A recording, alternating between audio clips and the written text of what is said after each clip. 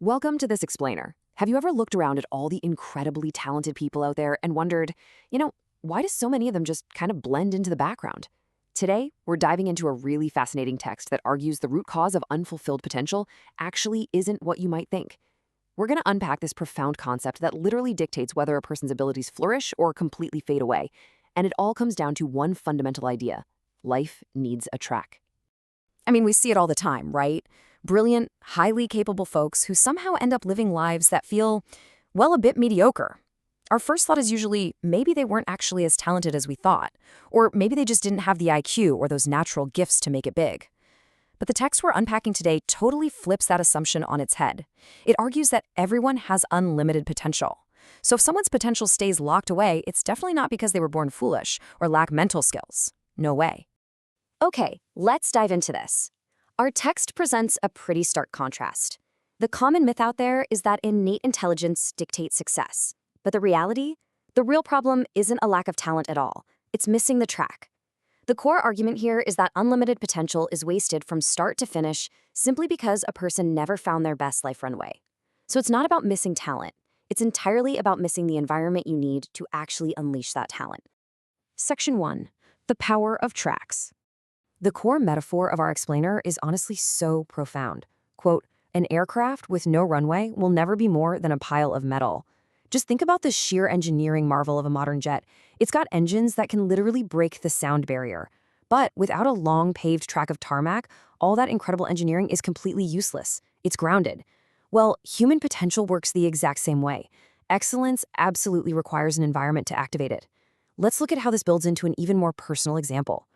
Imagine an Olympic-level sprinter, or as the text calls it, a swift horse. Now, on a racetrack, their talent is totally undeniable. But a swift horse with nowhere to run, their talents just stay buried. And the tragic part of this analogy is that without the track, that runner is going to go their entire life, right up until the very end, never actually knowing if they were a mediocre horse or a true swift horse. The track itself is what provides the ultimate test and that ultimate stage. And this brilliantly illustrates how the concept plays out in the real world, using historical figures. General Eisenhower, for example, demonstrated outstanding military talent, but only because he had the track of the battlefield. Without the track of war, his name might be completely lost to history. Similarly, television personalities like Zhu Jun became the focus of millions entirely because they shared the track of television. And historically, figures like Deng Xiaoping achieved their fulfilled wishes by navigating the political track of the Communist Party. The data here is analytically clear. The track itself dictates the trajectory of success. To further emphasize the sheer power of these historical tracks, our source offers a pretty stark contrast. We just mentioned Deng Xiaoping, who stuck to his chosen track and eventually saw his grand visions and wishes fulfilled. Contrast this with Zhang Guotao, who abandoned that exact same historical track and, as a direct empirical consequence, eventually froze to death unknowingly, pretty much lost to history. The source uses these examples impartially just to demonstrate a really harsh reality. Choosing and staying on a powerful track has life-altering consequences. Section 2. Build, borrow, or switch. Now, we don't always choose our tracks with these grand, sweeping declarations. Sometimes our daily habits make the choice for us. The source outlines how simple actions compound entirely unconsciously. Like if you choose to polish shoes, you unconsciously get on the track of polishing shoes. But consider how negative tracks form. Step 1, you make a small choice to reap without sowing. Step 2, over time this develops into deeply ingrained greed. And step 3, you find yourself walking a parasite track. Every single small choice is a brick paving the track of your overarching life. So how do you actually get on a good one? Well, the text presents two main options: building versus borrowing. Building your own track from scratch is incredibly difficult. I mean, it requires ruling ability, super intelligence, and just indomitable willpower. But if you don't have all that just yet, the source suggests the highly pragmatic approach: borrow a ready-made track. Instead of painstakingly creating your own blog that gets 0 hits and leaves you feeling isolated, borrow a track. Promote your ideas and demonstrate your skills on someone else's established platform or forum. So the crucial point is that tracks are absolutely everywhere. You just have to identify them and align them with your goals. Here are a few modern tracks of opportunity highlighted in our source. The internet serves as a brilliant track for writers and critics to really shine and gather connections.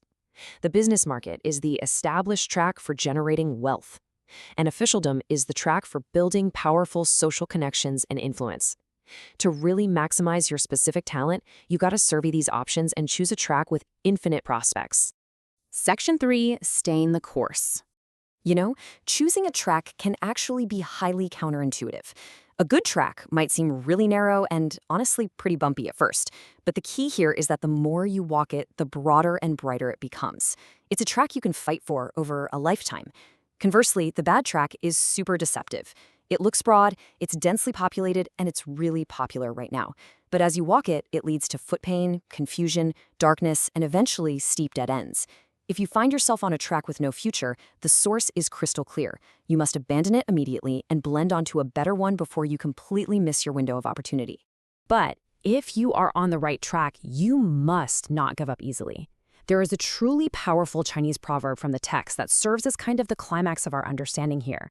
1,000 sails pass by the shipwreck, and 10,000 saplings thrive beyond the withered tree. If you give up too easily, well, you become the shipwreck. You become the withered tree. And the reality is, the world doesn't just stop for you. 1,000 other sails will simply pass you by.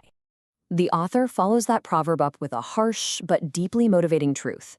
Failure yields no sympathy. The earth will rotate with or without you. It's tough love, for sure. If you fail because you didn't find your track, people might express pity or mild regret, but ultimately, no one is going to save you. You are completely responsible for sharpening your eyes, judging the terrain, and blending onto a brilliant track that actually utilizes your unique gifts. Despite that tough love, the ultimate message of the source material is deeply empowering. It says, as long as the route is right, you can stride ahead. And that's really the whole shebang. Once you finally align your innate, unlimited potential with the correct external runway, literally nothing can hold you back. You can give full play to your talents and step confidently into a truly glorious life course. Which leaves us with the ultimate question to reflect on today. Take a hard look at the trajectory of your daily habits and your current environment. Are you currently on the right track? Or is it time to step off, find a new runway, or perhaps even build your own? Your true potential is waiting for your answer. Thank you so much for joining me for this explainer, and I'll see you on the next one.